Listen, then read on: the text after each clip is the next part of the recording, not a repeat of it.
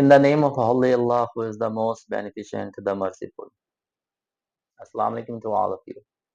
The viewers, I welcome to all of you on my YouTube channel Study Station. उम्मीद करता हूँ कि आप सब लोग खैर वाफियत से होंगे और दुआ गो कि अल्लाह ताला आप सब लोगों को अपने हिफ्ज़ व अमान में रखे. The viewers, today we are going to discuss another subject that is very important as the previous one. तो जिस सब्जेक्ट के बारे में हम आज गुफ्तगू करेंगे, बातचीत करेंगे, वो एक बहुत ही अहम, बहुत ही इम्पोर्टेंट सब्जेक्ट है और इसका नाम है वर्ल्ड लिटरेचर. ये बीएस इंग्लिश जो कि एफिलिएटेड कॉलेजेस हैं GCUF की तरफ से, उनके 8 सेमेस्टर के अंदर ये सब्जेक्ट है वर्ल्ड लिटरेचर. इसी सब्जेक्ट को हम आज स्टार्ट करेंगे. World literature. First of all, we will discuss about the subject, about the title. Then we will see what are the things, what is the outline of this subject. तो सबसे पहले हम इस title का introduction तारुफ देखते हैं. ये समझ में आ गया तो ऑटोमेटिकली अंदर क्या चीज़ें आने वाली हैं आपको अच्छे तरीके से समझ में आ जाएंगी. So without wasting of time, let's discuss about the subject world literature. World literature क्या होता है जी? वर्ड को हम बाद में डिस्कस करते हैं. First of all we will discuss about literature. What is literature? Literature is basically a literary work.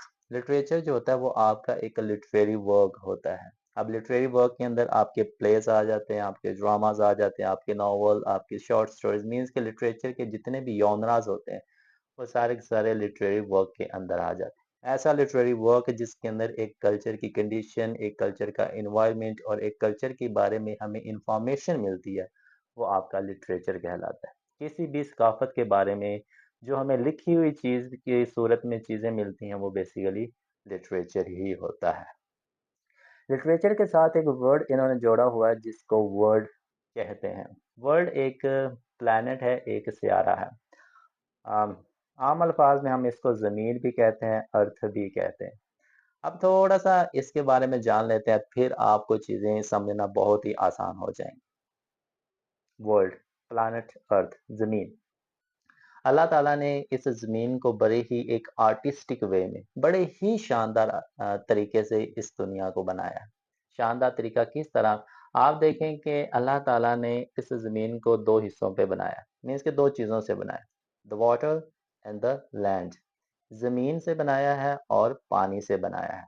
जो पूरी की पूरी दुनिया है, पूरी की पूरी ज़मीन है, वो दो हिस्सों पर मुश्तमिल करती है, दो चीज़ों पे मुश्तमिल करती है, पानी पर और ज़मीन पर.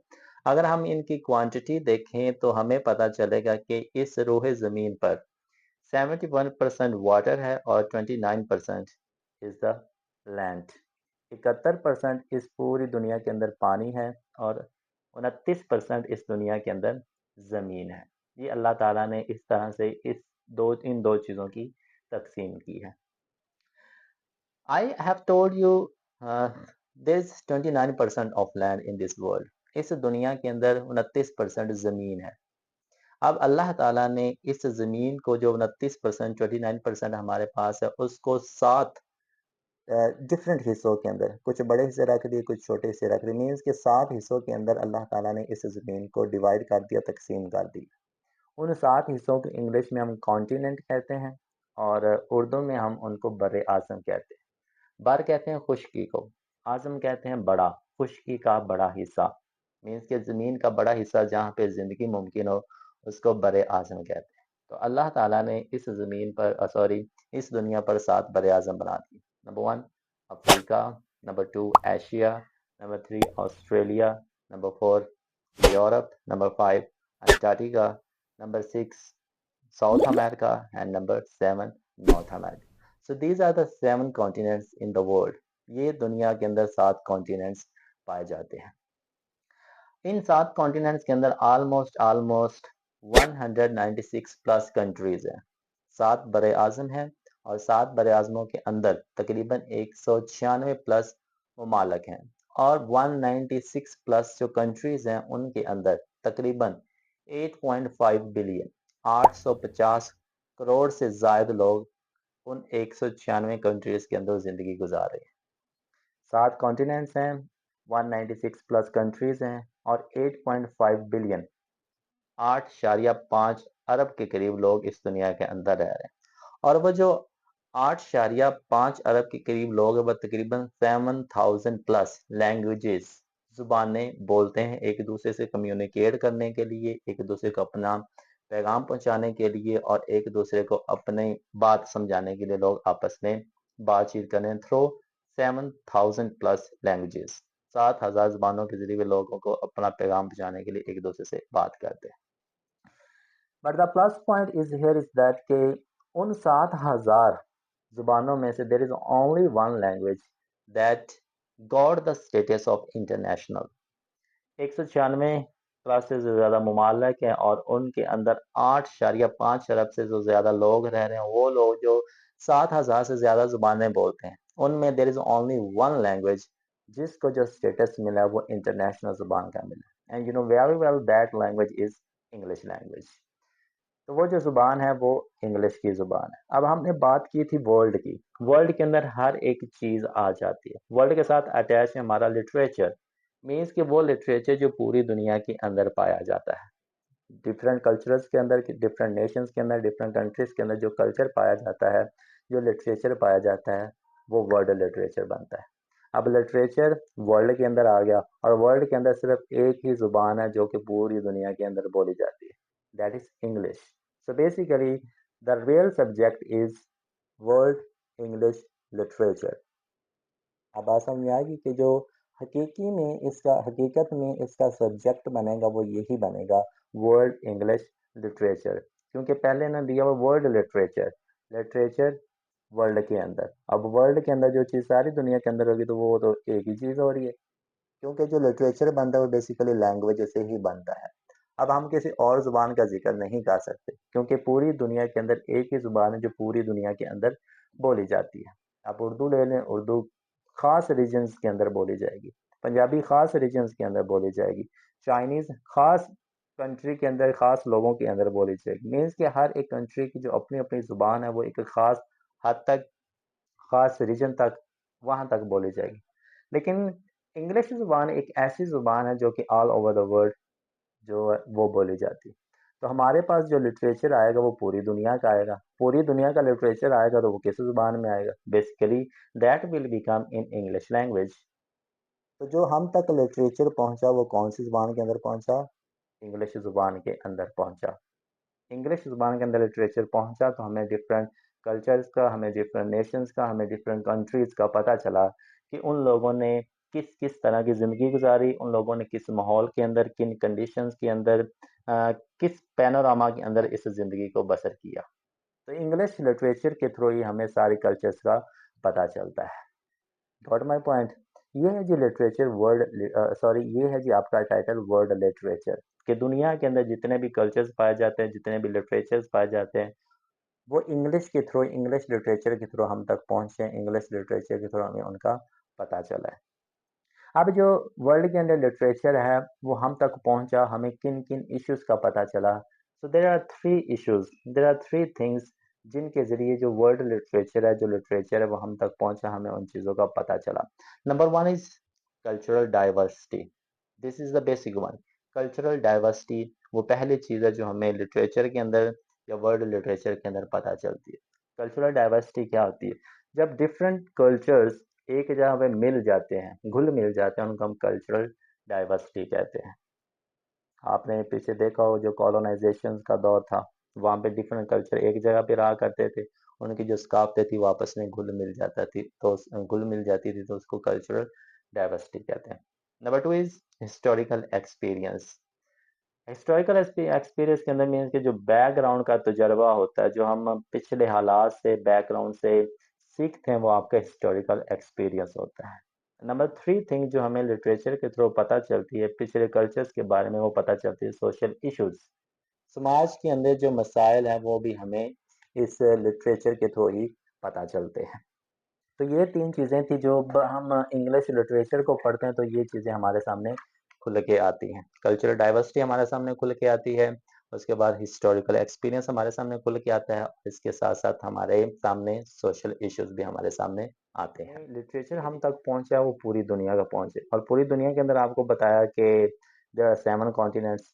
तो उन 7 कॉन्टिनेंट्स के अंदर सकाफतें भी रह रही हैं, कौमें भी रह रही हैं, कंट्रीज़ का वहाँ पे वजूद भी है। तो हर एक सकाफत का, हर एक कौम का जो लिटरेचर है वो हम तक पहुंचा थ्रू इंग्लिश लैंग्वेज। तो अब हमने जो रीड करना है वो पूरी दुनिया के लिटरेचर को ही करना है। आपने 7 सेमेस्टर्स पढ़ लिए हैं, you are now in 8 semester.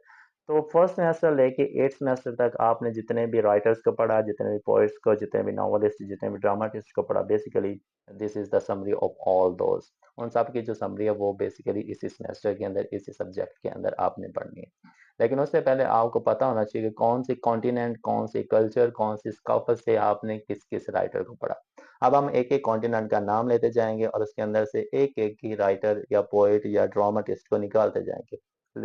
लेकिन यहाँ आपने कॉन्सेप्ट जहन में रखना है कि ये सिर्फ एक ही राइटर नहीं है। एक स्काफत के अंदर, एक कौम के अंदर बेतहाशा राइटर्स होते हैं, लेकिन सिर्फ अपने रिवीजन के लिए, रिकैप करने के लिए हम सिर्फ एक एक ही को डिस्कस करेंगे। For example, if you talk about Africa, Africa की बात करें तो अफ्रीका के अंदर there is only one prominent writer जिसने अपनी राइटिंग के जरिए अपने कल्चर को, अपनी सकाफत को, अपने नेशन के बारे में जो पैगाम है वो हम तक पहुंचाया, and that is Chinua Achebe. Chinua Achebe is the only writer, is the only novelist, is the only dramatist जिसने अपनी राइटिंग के जरिए अफ्रीकन कल्चर को हम तक पहुंचाया।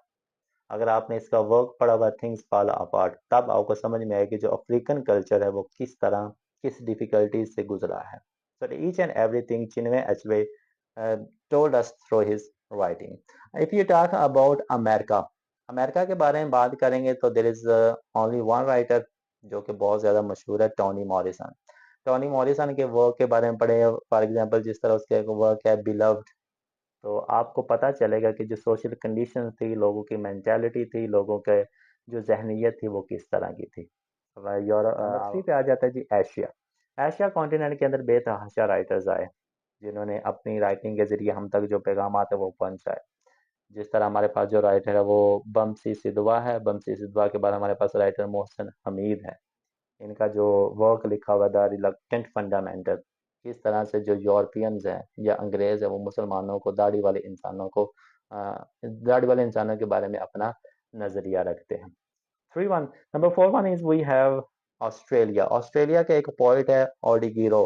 इसने भी एक वो बहुत ज्यादा वर्क, फेमस वर्क लिखा, लेकिन आपके कोर्स के अंदर या आपके जो सब्जेक्ट के अंदर है वो इतना ज़्यादा ये फेमस नहीं है। लेकिन because we are discussing all over the world, तो दुनिया के अंदर हम चीज़ें डिस्कस कर रहे हैं तो ये इसका भी जिक्र हमने पढ़ना ही है।